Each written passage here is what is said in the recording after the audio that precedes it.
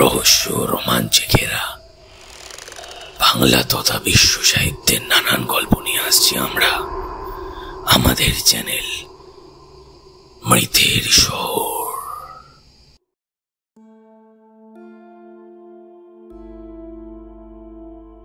Suspense station মৃতের শহরে আজ আপনাদের জন্য A.D. স্মিথের লেখা ওভারকোট। শুরু হচ্ছে আজকের গল্প।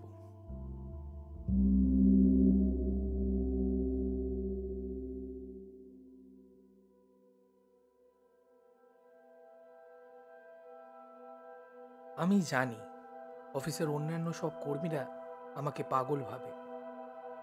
তা তো ভাববেই, ঘটনাচক্রে আমি পড়াশোনা ভালোবাসি, গন্ডগোল অপছন্দ করি, কতগুলো শূন্য গর্ভ সঙ্গী সাথীর চেয়ে নিজের সঙ্গ বেশি পছন্দ করি, এবং সর্বোপরি আমার চোখে একটা পুরো লেন্সের চশমা আছে। সুতরাং এ ধরনের একজন মানুষ যে নিকৃষ্টতর বিচার বুদ্ধির শিকার হবে এতে আর আশ্চর্য কি? সাধারণত তাদের মতামত ও মন্তব্যকে আমি অবজ্ঞার চোখে দেখি, তাই দেখাও উচিত। কিন্তু এই বিশেষ মুহূর্তে আমার ক্রমশ মনে হচ্ছে হয়তো ওদের কথাগুলো একেবারে উড়িয়ে দেওয়া যায় না। পাগল হয়তো আমি না হতে পারি, তবে আমি যে একদম প্রথম শ্রেণীর গর্দভ তাতে কোনো সন্দেহ নেই। তা যদি না হতাম তাহলে দুনিয়ার আর সবার মতন সুন্দর আরামের ছুটির দিনগুলো কাটিয়ে দিতাম। একা একা মূর্খের মতন সাইকেল নিয়ে ফ্রান্সের অজানা রাস্তায় পাড়ি দিতাম না।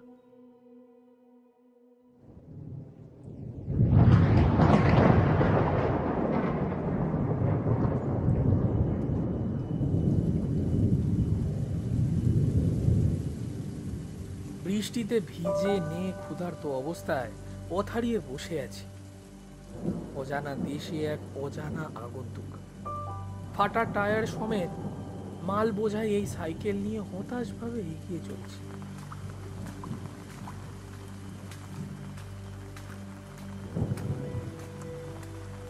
একটা গর্দভ সুলভ সিদ্ধান্তে এই হলো পরিণত।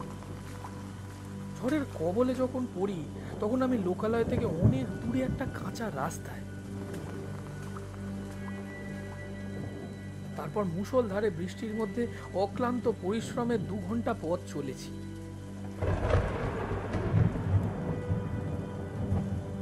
পথে কোনো জীবিত প্রাণী দেখা পাইনি বা কোনো জনবসতি চোখে পড়েনি।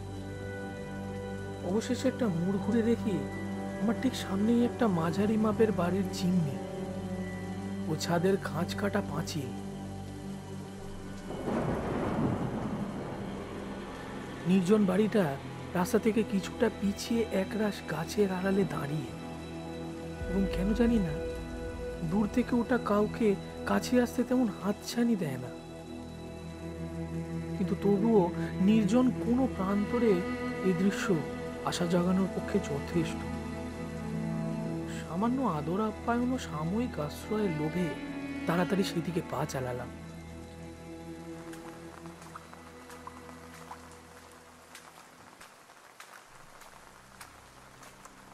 প্রায় 200 গজ চলার পর এসে দাঁড়ালাম বাড়িটার সদর দরজার কাছে।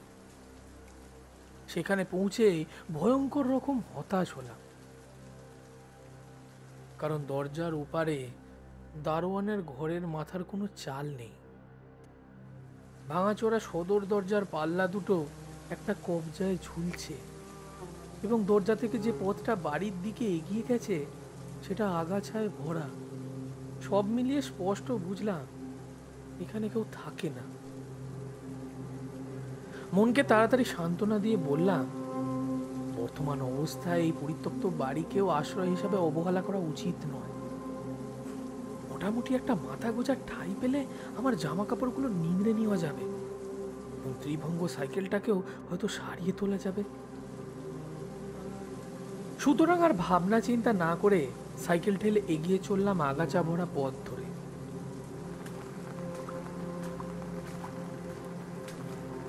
পৌঁছালাম বাড়ির গাড়ি বারান্দার নিচে। কাছে এসে বুঝলাম এটা একটা পুরনো জমিদার বাড়ি।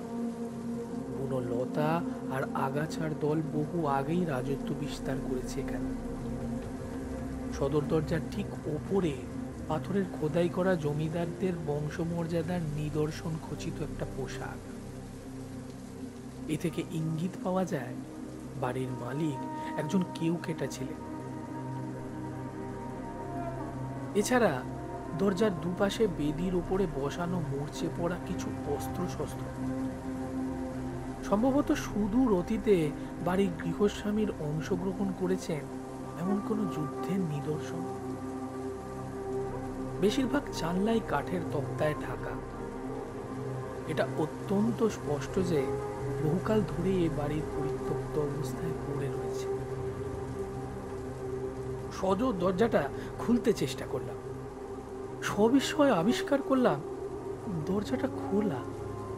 আমার কাঁধের এক ধাক্কায় বিরক্তভাবে ক্যাঁচ ক্যাঁচ শব্দ তুলে ওটার পাল্লা খুলে গেল।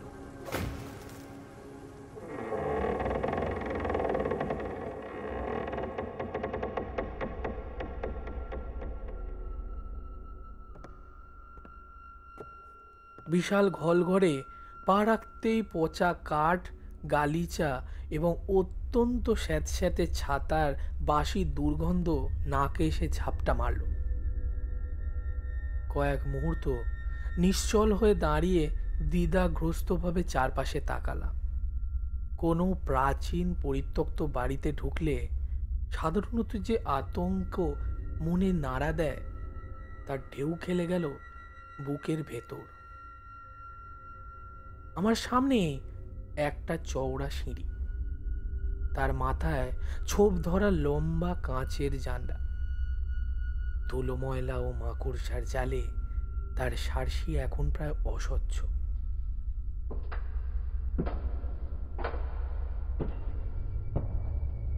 সিঁড়ি বেয়ে উঠতে শুরু করলাম।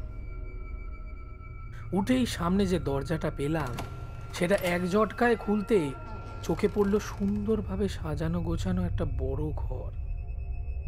এককালে এটাই হয়তো এই বাড়ির সবচেয়ে গুরুত্বপূর্ণ ঘর ছিল, কিন্তু দীর্ঘকালের অযত্ন উপেক্ষায় তার অবস্থা বর্তমানে শোচনীয়।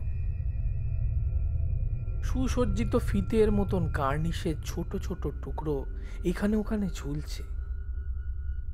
ঘরের এক কোণে সিমেন্ট সমেত ছাদ খসে পড়েছে মেঝেতে। অষ্টদশ শতাব্দীর সব আসবাবপত্র সবুজ ছাতায় ঢেকে গেছে। পর্দা ও জামা কাপড় জীর্ণ অবস্থায় ঝুলছে এবং ঘরের দরজা থেকে ফায়ারপ্লেস পর্যন্ত যে সুন্দর প্রাচীন পার্সি গালিচা পাতা রয়েছে তার অর্ধেকটা ফাঙ্গাসে ঢাকা। ফায়ারপ্লেসটা দেখে একটা মতলব মাথায় এলো। যদি কিছু জ্বালানির সন্ধান পায় তাহলে চুল্লিতে আগুন জ্বালানো যেতে পারে। গরম পানীয় তৈরি করতে পারি নিজের জন্য এবং আমার ভিজে জামা কাপড়গুলো শুকিয়ে ফেলা যাবে। বাড়ির আশেপাশে সামান্য খোঁজাখুঁজি করতে যথেষ্ট পরিমাণ শুকনো ডালপালা পাওয়া গেল। তারই একটা বান্ডিল কোটের তলায় ঢুকিয়ে আবার বাড়িতে ফিরে এলাম। দ্রুত পায়ে উঠে চলে এলাম সিঁড়ি বেয়ে, কিন্তু বড় ঘরটায় ঢুকতে গিয়ে কেন জানি না থমকে দাঁড়ালাম। যেন আমার পা দুটো হঠাৎই নিজের খেয়ালে আমাকে ঘরের ভিতরে বই নিয়ে যেতে চাইছে না, যেন বাইরে থেকে কোনো কিছু আমাকে ফিরে যেতে বলছে। শুকনো ডালপালাগুলো পায়ের কাছে নামিয়ে রাখলাম এবং মুহূর্ত কয়েক দ্বিধাগ্রস্তভাবে দরজার চৌকাঠে দাঁড়িয়ে রইলাম। জায়গাটার পরিবেশে বিপদের সূক্ষ্ম ইঙ্গিত আমি স্পষ্ট অনুভব করতে পারছি। ঘর ছেড়ে যাওয়ার সময় প্রতিটি জিনিস যে অবস্থায় দেখে গেছিলাম, আপাত দৃষ্টিতে সেগুলো এখন একই অবস্থায় আছে, কিন্তু তবুও একটা অদ্ভুত অস্বস্তি আমার মনকে ঘিরে ধরল। আমার অনুপস্থিতিতে অশুভ কোনো কিছু এ ঘরে ঢুকেছে এবং পরে আবার তা বেরিয়ে গেছে। আমি ভীতু নই, অলৌকিক ঘটনার বিশ্বাসও করি না, কিন্তু তা সত্ত্বেও এক মুহূর্ত পরেও লজ্জাজনকভাবে আবিষ্কার করলাম আমি ডালপালাগুলো তুলে নিয়ে সিঁড়ির দিকে ফিরে চলেছি। সত্যি বলতে কি, আমার এই অদ্ভুত আচরণের কারণ ভয় নয়, বরং এক অস্বস্তিকর সাবধানী অনুভূতি। কেন জানি না মনে হচ্ছে যদি আমি সদর দরজার কাছাকাছি থাকি এবং একতলার কোনো ঘরে আগুন জ্বালি, তাহলে হয়তো অনেকটা স্বস্তি পাব। কারণ যদি কোনো অদ্ভুত কিছু ঘটে, জানি এ হয়তো উদ্ভট কল্পনা, আর আমাকে হঠাৎ যদি পালাতে হয় তাহলে তাতে অনেক সুবিধা হবে। সদর দরজা দিয়ে ছিটকে আসা আলোকে মুখোমুখি রেখে সিঁড়ি দিয়ে দ্বিতীয়বার নামার সময় আচমকা এমন একটা ব্যাপার নিজের নজরে পড়ল যে চকিতে থমকে দাঁড়ালাম। সিঁড়ির মাঝ বরাবর পুরো ধুলোর ওপর সদ্য তৈরি হওয়া এক ভাঙা ভাঙা চওড়া দাগ, যেন কেউ একটা খালি বস্তা বা ওই জাতীয় কিছু সিঁড়ির ওপর দিয়ে টেনে নিয়ে গেছে। সিঁড়ির নিচে নেমে দাগটা অনুসরণ করলাম। দেখলাম দাগটা গিয়ে শেষ হয়েছে বিপরীত দিকের দেওয়ালের মুখে ঝোলানো পোকায় কাটা একটা পুরনো কোটের নিচে। তারপরেই লক্ষ্য করলাম একই দাগ হলঘরের বিভিন্ন দিকে ছড়িয়ে রয়েছে।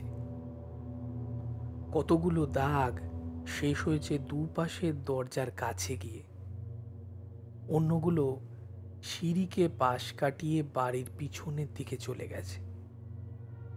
কিন্তু সবগুলো দাগই যেন শুরু হয়েছে কোট ঝোলানোর হুকগুলো ঠিক নিচ থেকে। সবচেয়ে অদ্ভুত ব্যাপার হলো ঘরে আমার ছাড়া অন্য কারোরও পায়ের ছাপ নেই। নতুন অস্বস্তি আমাকে দুশ্চিন্তায় ফেলল। বাড়িটা দেখে প্রথমে পরিত্যক্ত বলেই মনে হয়েছিল, কিন্তু এখন দেখছি খুব সম্প্রতি কেউ বা কোনো কিছু এখানে ছিল। এই পুরনো কোটের কাজ থেকে শুরু করে এসব অদ্ভুত দাগ টেনেছে কে? সে কি কোনো প্রাণী, না অন্য কিছু, নাকি কোনো ভবঘুরে উন্মাদ মহিলা যার পায়ের ছাপ তারই ঝুলন্ত পোশাকে মুছে গেছে? পুরনো কোটটাকে ভালো করে খুঁটিয়ে দেখলাম।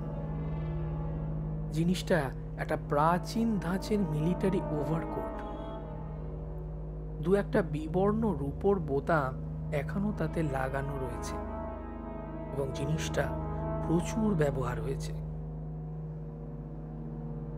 অনিচ্ছা সত্ত্বেও দু আঙুলে ধরে কোটটাকে ঘোরালাম। দেখলাম বাঁ কাঁধের ঠিক নিচেই পেনির মাপের একটা ছোট্ট ফুটো। ফুটোর ধারগুলো পুড়ে গেছে এবং তার চারপাশের কাপড়ে একটা কালচে ছোপ, যেন কেউ খুব কাছ থেকে পিস্তল দিয়ে গুলি করেছে। ফুটোটা যদি পিস্তলের গুলিতেই হয়ে থাকে, তাহলে কোনো এক সময় এই পুরনো কোটটা একজন মৃত মানুষের গায়ে ছিল। জিনিসটার প্রতি কেমন এক অদ্ভুত ঘৃণার ভাব জেগে উঠল। শিউরে উঠে হাত সরিয়ে নিলাম আমি। হয়তো আমার কল্পনা হতে পারে, তবু মনে হলো ছাতা ও পচা কাপড়ের গন্ধ ছাড়া আরো একটা গন্ধ কোটের গা থেকে বেরিয়ে আসছে।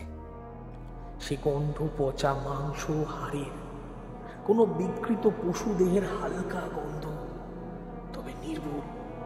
বাতাসে ভর করে স্পষ্ট ভেসে আসছে তা আমার নাকে। তার সঙ্গে অস্পষ্ট হলেও কোন বাস্তব নয় একটা ষষ্ঠ ইন্দ্রিয়ের অনুভূতি, যে এক কলঙ্কময় ঘোর অন্ধকার অতীত থেকে এক অদ্ভুত তেজ ছড়িয়ে পড়েছে বাড়িটার রহস্যময় পরিবেশে। অনেক চেষ্টায় নিজেকে শক্ত করলাম। আসলে এখানে ভয় পাওয়ার মতন কি বা আছে? মানুষ, লুটেরাকে আমার ভয় নেই, কারণ আমার পিছন পকেটে রয়েছে একটা ছোট্ট অথচ কাজ চালানোর মতন অটোমেটিক। আর ভূতের কথায় বলতে পারি, যদি সত্যি তাদের অস্তিত্ব থেকে থাকে, তারা সাধারণত দিনের বেলায় চড়ে বেড়ায় না। জায়গাটা গা ছমছমে সন্দেহ নেই, কিন্তু তাই বলে উদ্ভট কল্পনাকে প্রশ্রয় দিয়ে গরম পানীয় মুখে না তুলে বা সাইকেল না সারিয়ে বাইরের ভয়ঙ্কর বৃষ্টিতে বেরিয়ে পড়ার কোনো মানেই হয় না।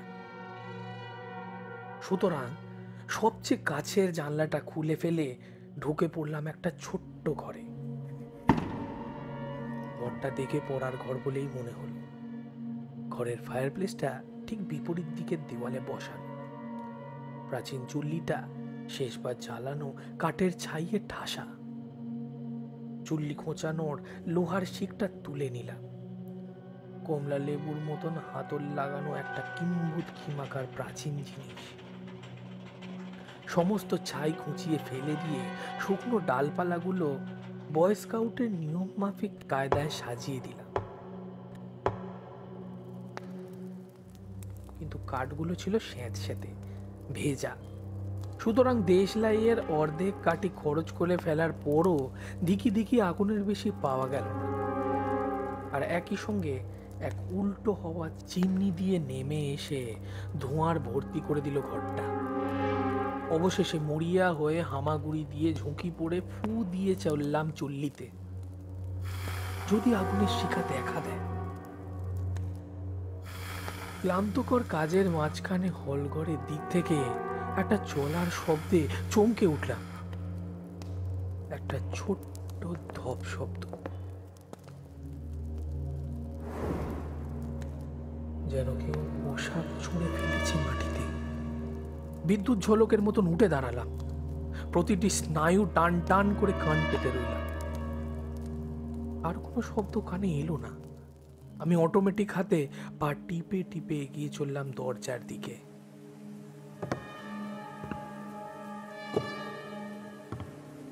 হলঘরে কিচ্ছু নেই। বাইরের একটানা বৃষ্টির শব্দ ছাড়া আর কিছুই কানে আসছে না। কিন্তু পুরনো ওভারকোটটার ঠিক নিচে মেঝের একটা জায়গা থেকে ভেসে উঠেছে ধুলোর ছোট ছোট ঘূর্ণির মেঘ, যেন এইমাত্র সেখানে কোনো আলোড়নের সৃষ্টি হয়েছে। বুঝেছি, নির্ঘাত কোনো ইঁদুর, আপন মনেই বললাম, এবং ফিরে গেলাম নিজের কাজে। আবার শুরু হলো দিকি দিকি আগুনে ফু দেওয়া। চল্লিতে শিক দিয়ে খোঁচা দেওয়া, ঘন ঘন দেশলাই জ্বালানো। তারই মাঝখানে আবার ভেসে এলো এক অদ্ভুত শব্দটা।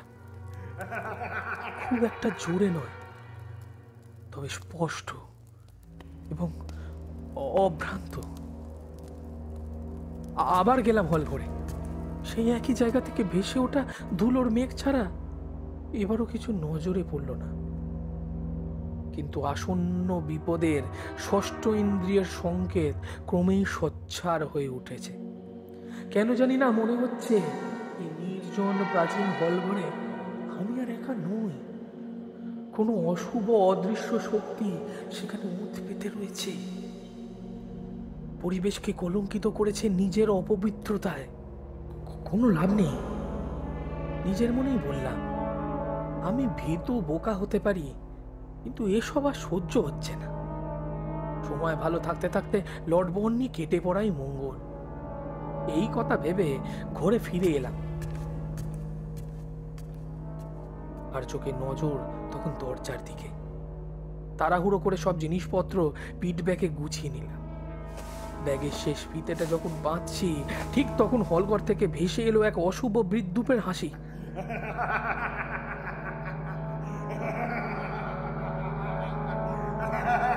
তারপরে শুনতে পেলাম কারোর চুপিসারে চলাফেরার শব্দ।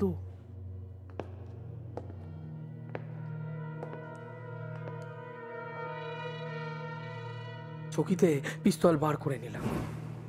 দরজার দিকে মুখ করে ঘরের ঠিক মাঝখানে যেমন দাঁড়িয়েছিলাম তেমনই দাঁড়িয়ে রইলাম।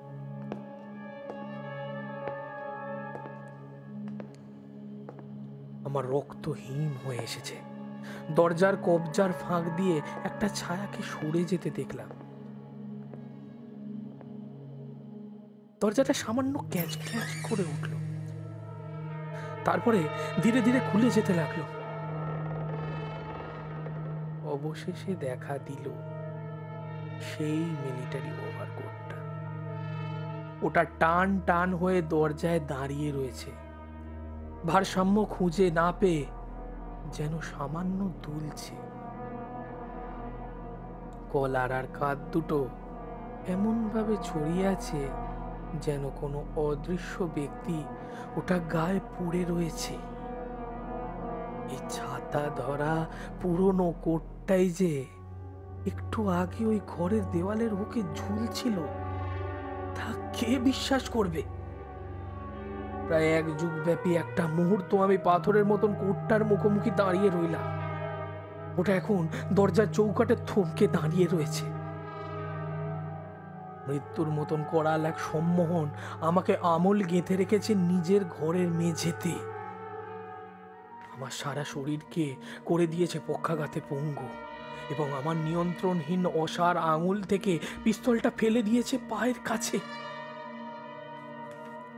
অথচ আশ্চর্য, আমার চিন্তা ভাবনা বুদ্ধি তখনও লোপ পায়নি। জমাট আতঙ্কের সঙ্গে অনুভব করছি একটা উদগ্র বমি বমি ভাব। জানি আমি আজ চূড়ান্ত অশুভর মুখোমুখি হয়েছি। নরকের এক দূতের গন্ধ পর্যন্ত আমার দূষিত করে তুলবে।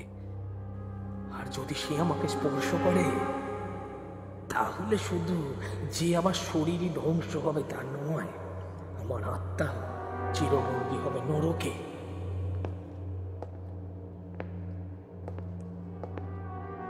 এখন ওটা এগিয়ে আসছে ঘরের ভিতরে।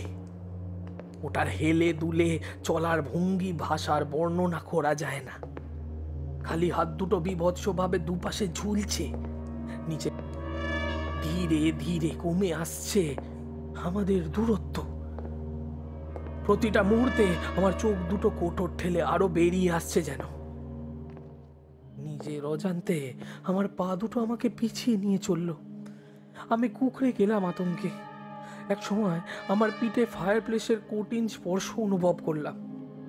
আর পিছনে জায়গা নেই, কিন্তু তা সত্ত্বেও ভয়ঙ্কর অশুভ উদ্দেশ্য নিয়ে কোটটা আমার দিকে গুড়ি মেরে এগিয়ে আসতে লাগলো। খালি হাত দুটো এবার শূন্যে উঠেছে, কাঁপতে কাঁপতে এগিয়ে আসছে আমার গলা লক্ষ্য করে। কাঁপতে কাঁপতে এগিয়ে আসছে আমার গলা লক্ষ্য করে। আর এক মুহূর্ত পরে কোটের হাত দুটো আমাকে স্পর্শ করবে, এবং তখন আমার মানসিক ভারসাম্য ভেঙে চুরে তছনছ হয়ে যাবে। আমার জ্বলন্ত মস্তিষ্কে যেভাবেই হোক সুসঙ্গত বুদ্ধি এলো, যা আমি বহুকাল আগে পড়েছি কিংবা শুনেছি। অশুভ শক্তির বিরুদ্ধে পবিত্র চিহ্নের ক্ষমতা। মরিয়া হয়ে শরীরের অবশিষ্ট শেষ বিন্দু দিয়ে একটা অসার আঙুল সামান্য বাড়িয়ে ধরলাম। শূন্যে আঁকলাম পবিত্র ক্রুশের চিহ্ন। আর সেই মুহূর্তে আমার অন্য হাতটা পিছনের দেওয়ালে উন্মাদের মতন হাতড়াতে লাগলো। অবশেষে ঠান্ডা শক্ত গোলাকৃতি একটা বস্তু স্পর্শ পেলাম। জিনিসটা চুল্লিতে খোঁচানো সেই পুরনো ভারী শিকলের হাতল। লোহার শীতল স্পর্শে মুহূর্তের মধ্যে শরীরের হারানো শক্তি খুঁজে পেলাম। বিদ্যুতের ক্ষিপ্রতায় লোহার ভারী শিকটা ঘুরিয়ে সর্বশক্তি দিয়ে আঘাত করলাম আমার সামনে দাঁড়ানো ভয়ঙ্কর দুঃস্বপ্নের আতঙ্ককে। আর কি আশ্চর্য, সঙ্গে সঙ্গে জিনিসটা হাত পা মুড়ে পড়ে গেল মেঝেতে। হয়ে গেল একটা পুরনো কোট, তার বেশি কিছুই নয়। একটা স্তূপের মতন পড়ে রইল আমার পায়ের কাছে।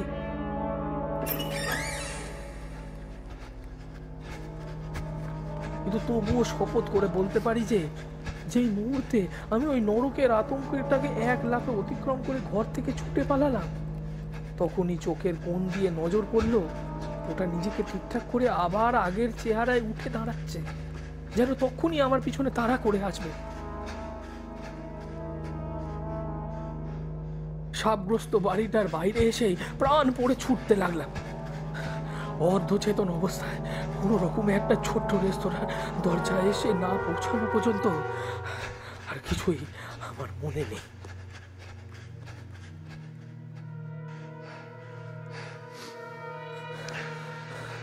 ভগবানের দোহাই, ভগবানের দোহাই, একটু হুইস্কি নিয়ে আসুন, হুইস্কি। টলতে টলতে ভিতরের ঘরে ঢুকে চিৎকার করে উঠলাম।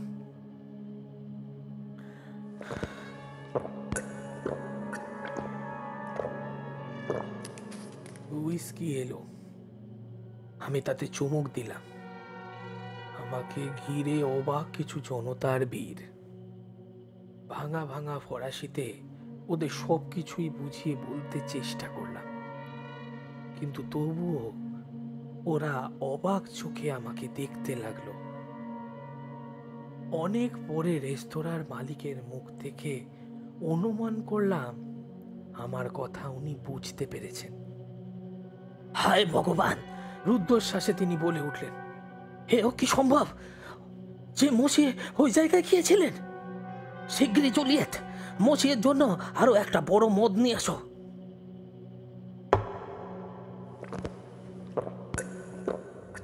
পরে রেস্তোরাঁর মালিকের কাছ থেকে গল্পটা মোটামুটি শুনলাম। বলতে তার ইচ্ছা ছিল না, তবে অনেক চাপাচাপির পর তিনি রাজি হলেন। ওই বড় বাড়িটা নেপোলিয়নের সৈন্যবাহিনীর এক অবসরপ্রাপ্ত অফিসার কোনো এককালে বাস করতেন। অর্ধ উন্মাদ ভদ্রলোকের শরীরে আফ্রিকানদের রক্ত ছিল। ভদ্রলোক অত্যন্ত বদমেজাজি ছিলেন। তিনি যে ভীষণ বদমাইশ লোক ছিলেন তাতে কোনো সন্দেহ নেই। মসিয়ে নিজের বউকে তিনি খুন করেছিলেন এবং হাতির কাছে যাকেই পেতেন তাকেই অত্যন্ত অত্যাচার করতেন। এমনকি লোকে বলে নিজের মেয়েকেও তিনি রেহাই দেননি। শেষে তাদেরই একজন ভদ্রলোক পিছন থেকে গুলি করে মেরে ফেলে থাকে। সেই থেকে ওই পুরনো জমিদার বাড়ির খুব বদনাম। 10 লাখ ফ্রাঁ দিলেও এ গ্রামের কেউ বাড়ির ধারের কাছে ঘেঁষবে না। প্রথমেই তো বলেছি, অফিসের সবাই আমাকে একটু আধটু পাগল ভাবে, তাই তাদের কাউকে এই গল্প বলিনি। কিন্তু এর প্রতিটা বর্ণ সত্যি। আমার নতুন সাইকেল ও বেড়াতে যাওয়ার সমস্ত লটবহর হয়তো এখনো ওই সাপগ্রস্ত বাড়ির হল ঘরে যেমন রেখে এসেছিলাম তেমনই পড়ে আছে। আপনাদের কেউ যদি সেখানে গিয়ে নিয়ে আসতে সাহস করেন, তাহলে আমার পক্ষ থেকে উপহার মনে করে ওগুলো রাখতে পারে।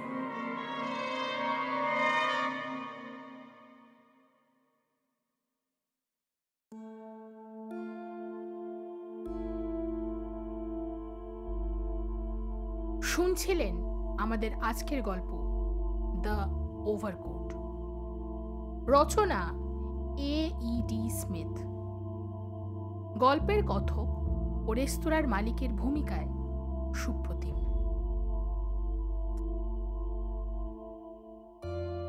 আমাদের উপস্থাপনা যদি আপনাদের ভালো লেগে থাকে তাহলে প্লিজ চ্যানেলটিকে সাবস্ক্রাইব করুন।